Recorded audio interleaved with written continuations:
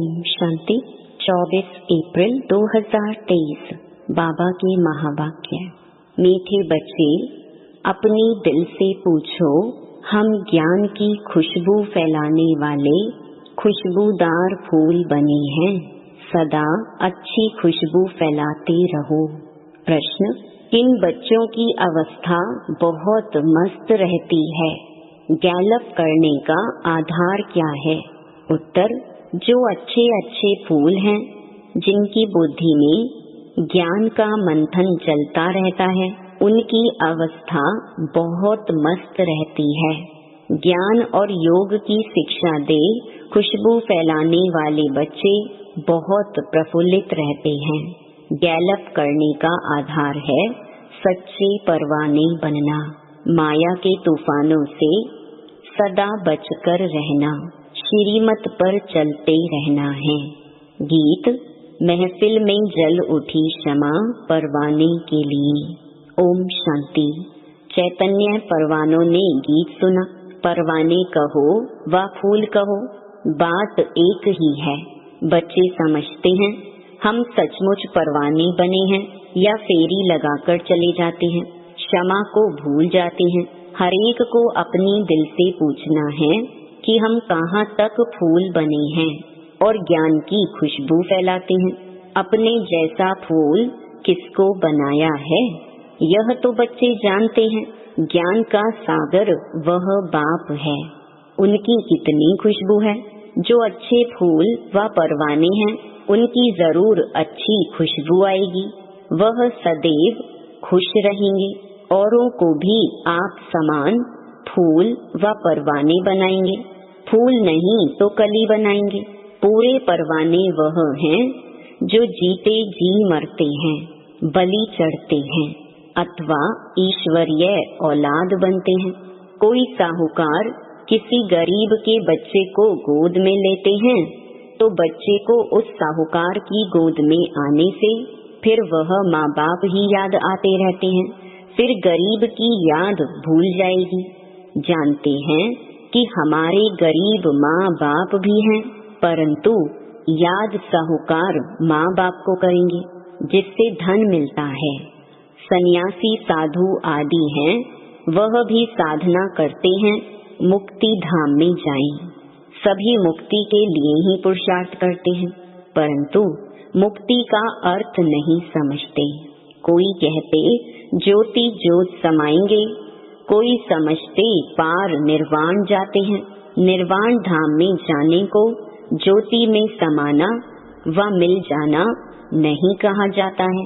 यह भी समझते हैं हम दूर देश के रहने वाले हैं। इस गंदी दुनिया में रहकर क्या करेंगे? बच्चों को समझाया है, जब कोई से मिलते हो तो यह समझाना है कि यह बना बनाया ड्रामा है। सतयुग, त्रेता, द्वापर, कलयुग, यह है संगम युग। सतयुग के बाद त्रेता का भी संगम होता है। वहाँ युग बदलता है, परंतु यहाँ कल्प बदलता है। बाप कोई युगे युगे नहीं आते हैं जैसे मनुष्य समझते हैं। बाप कहते हैं जब सब तमो प्रधान बन जाते हैं, कलयुग का अंत होता है, ऐसे कल्प के संगम पर मैं आता हूँ। युग पूरा होता है तो 2 कला कम होती हैं। यह तो जब पूरा ग्रहण लग जाता है तब मैं आता हूँ। मैं युगे युगे नहीं आता हूँ। यह बाप बैठ परवानों को समझाते हैं। परवानों में भी नंबरवार हैं। कोई तो जल मरते हैं, कोई फेरी पहन चले जाते हैं। श्रीमत पर चल नहीं सकते। अगर कहाँ श्रीमत पर नहीं चले तो फिर माया पछाड़ती रहेगी। श्रीमत का बहुत गायन है। श्रीमद् भगवत गीता कहा जाता है। शास्त्र तो बाद में बैठ बनाए हैं। उस समय मनुष्यों की बुद्धि रजो तमो होने के कारण समझते हैं श्री कृष्ण द्वापर में आया।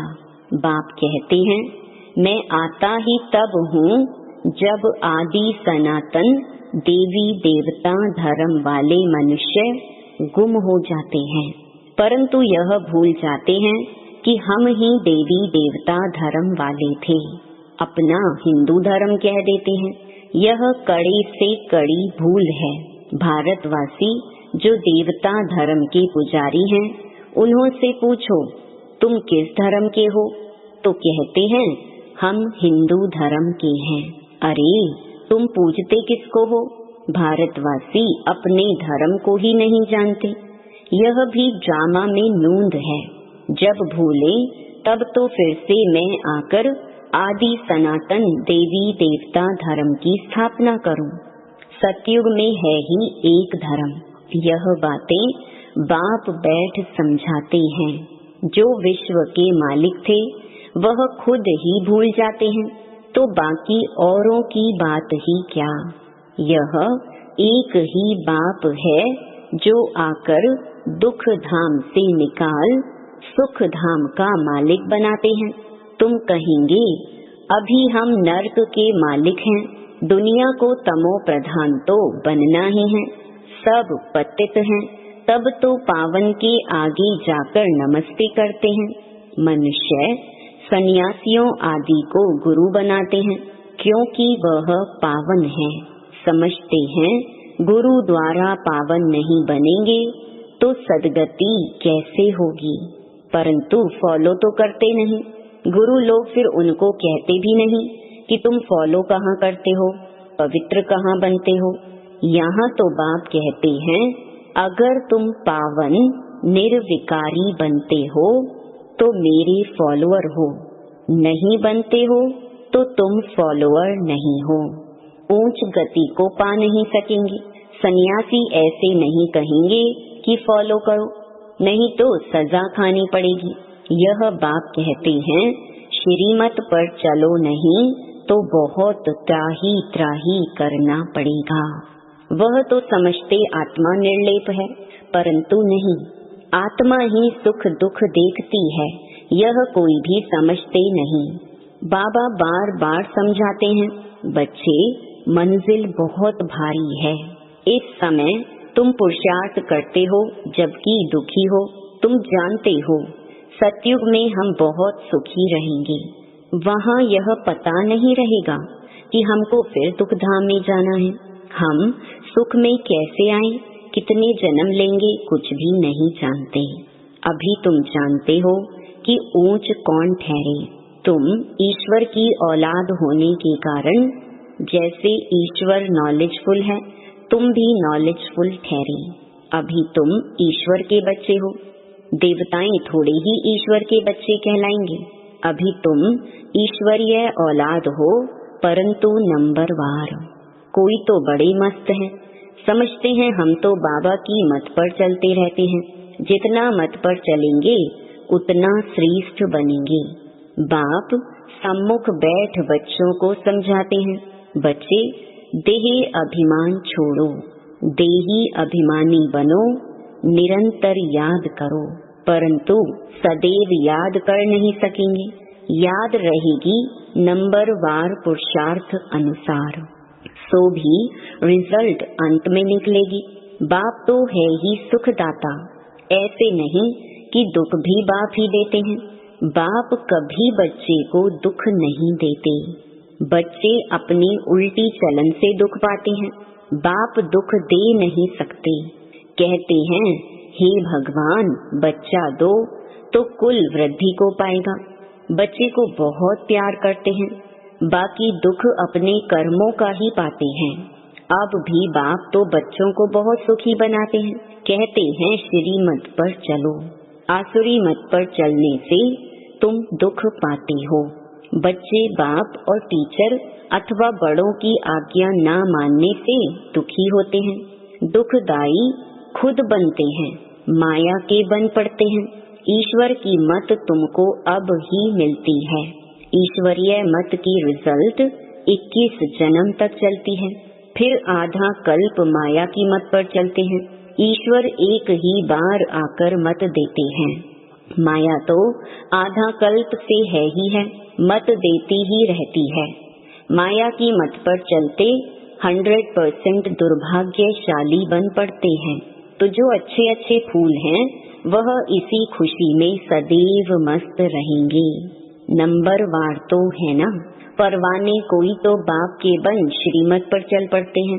अक्सर करके गरीब ही अपना पूरा पोता मेल लिखते हैं। साहूकारों को तो डर रहता है कि कहाँ हमारे पैसे ना ले लेवे। साहूकारों के लिए बड़ा मुश्किल है।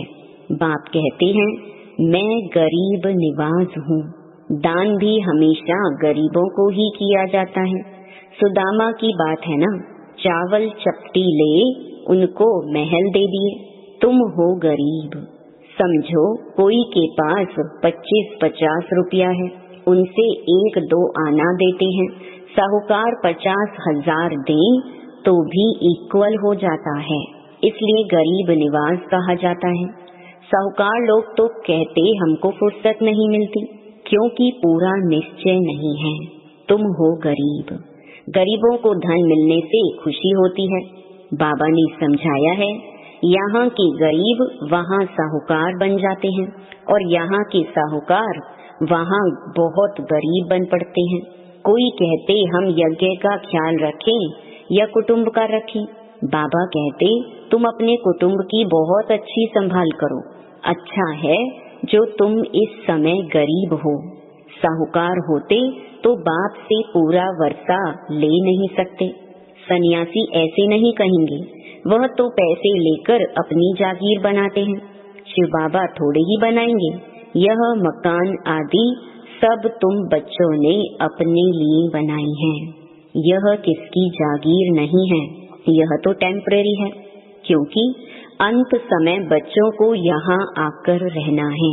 हमारा यादगार भी यहाँ है, तो पिछाड़ी में यहाँ आकर विश्राम लेंगे।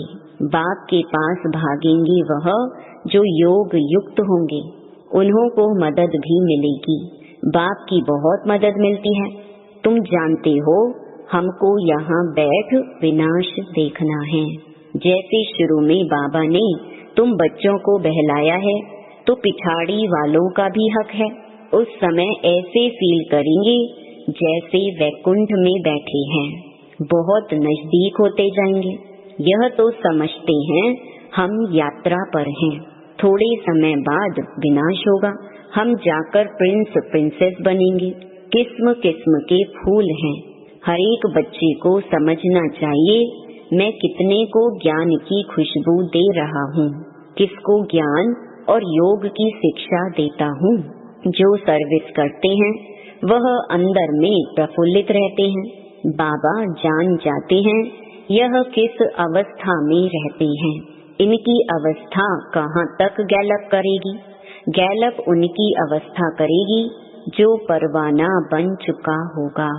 बाप समझाते हैं माया के तूफान तो आएंगे, उनसे अपने को बचाना है। सन्यासी कभी नहीं कहेंगे कि स्त्री पुरुष गृहस्थ में रहते पवित्र हो दिखाओ। वह ऐसा सन्यास करा न सके। उनका है ही रजो प्रधान सन्यास निवृत्ति मार्ग का। हठ योग सन्यास तो मनुष्य को सिखलाते आए हैं। अभी यह राजयोग परम पिता परमात्मा आकर आत्माओं को सिखलाते हैं। आत्मा को ज्ञान है, मैं आत्मा अपने इस आत्मा भाई को समझाता हूँ। जैसे परमात्मा बाप हम आत्माओं बच्चों को समझाते हैं, हम भी आत्मा हैं। बाबा हमको सिखलाते हैं, हम फिर इन आत्माओं को समझाता हूँ। परंतु यह आत्मा पने का निश्चय न होने से अपने को मनुष्य समझ मनुष्य को समझाते हैं। बाप कहते हैं हम तो आत्माओं से ही बात करते हैं। मैं परम आत्मा तुम आत्माओं से बात करता हूँ। तुम कहेंगे हम आत्मा सुनती हैं, आत्मा को सुनाती हैं।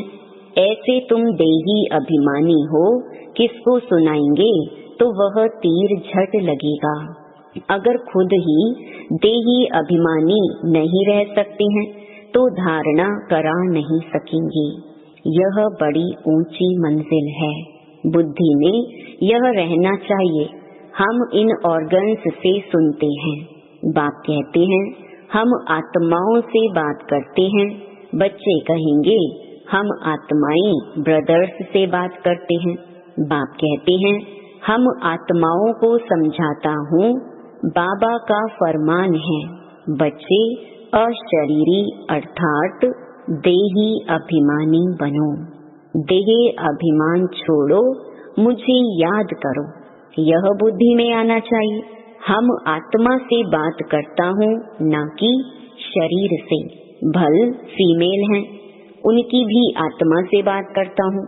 तुम बच्चे समझते हो हम बाबा के तो बन गए, परंतु नहीं, इसमें बड़ी सूक्ष्म बुद्धि चलती है। मैं आत्मा समझाता हूँ, यह बुद्धि में आता है। ऐसे नहीं कि मैं फलानी को समझाता हूँ, नहीं, यह हमारा भाई है, इनको रास्ता बताना है। यह आत्मा समझ रही है, ऐसे समझो, तब आत्मा को तीर लगे। देह को देखकर सुनाते हैं तो आत्मा सुनती नहीं है। पहले ही वार्निंग दो, मैं आत्मा से बात करता हूँ। आत्मा को तो ना मेल कहेंगे न फीमेल कहेंगे, आत्मा तो न्यारी है। मेल फीमेल शरीर पर नाम पड़ता है। जैसे ब्रह्मा सरस्वती को मेल फीमेल कहेंगे, शंकर पार्वती को मेल फीमेल कहेंगे, शिव बाबा को ना मेल ना फीमेल कहेंगे। तो बाप आत्माओं को समझाते हैं, यह बड़ी मंजिल है। बाबा की आत्मा इनको समझाती है। आत्मा को इंजेक्शन लगाना है, तब देह अभिमान टूटता है, नहीं तो खुशबू नहीं निकलती है, ताकत नहीं रहती। हम आत्मा से बात करते हैं, आत्मा सुनती है। बाप कहते हैं तुमको वापस जाना है, इसलिए देही अभिमानी बनो, मन मना भव। फिर ऑटोमेटिकली मध्याजी भव आ जाता है। मूल बात है ही मन मना भव। बाप को याद करो। भल कहते तो सब हैं, भगवान को याद करो, परंतु जानते नहीं। खास कहते ईश्वर को याद करो। श्री कृष्ण को व किसी देवता को याद नहीं करना है। अभी तुम बच्चों को बड़ी सूक्ष्म बुद्धि मिलती है। सवेरे उठ विचार सागर मंथन करना है। दिन में सर्विस करनी है, क्योंकि कर्म योगी हो। लिखा हुआ भी है, नींद को जीतने वाले बनो। रात को जाग कमाई करो। दिन में माया का बड़ा बखेरा है। अमृत वेले वायुमंडल बहुत अच्छा रहता है। बाबा को यह तो लिखते नहीं कि फलाने टाइम पर उठ विचार सागर मंथन करते हैं। इसमें बड़ी मेहनत है। विश्व का मालिक बनते हैं तो जरूर थोड़ी मेहनत तो करनी पड़ेगी। अच्छा, मीठे मीठे सिके लधे बच्चों प्रति मात पिता बाप दादा का याद प्यार और गुड मॉर्निंग। रूहानी बाप की रूहानी बच्चों को नमस्ते। धारणा के लिए मुख्य सार। पहला, देही अभिमानी बनने की मेहनत करनी है। हम आत्मा भाई से बात करता हूँ। आत्मा बोलती है, आत्मा इन ऑर्गन्स से सुनती है। यह अभ्यास करना है। दूसरा, उच्च गति के लिए पावन निर्विकारी बनना है। जीते जी मरकर पूरा परवाना बनना है।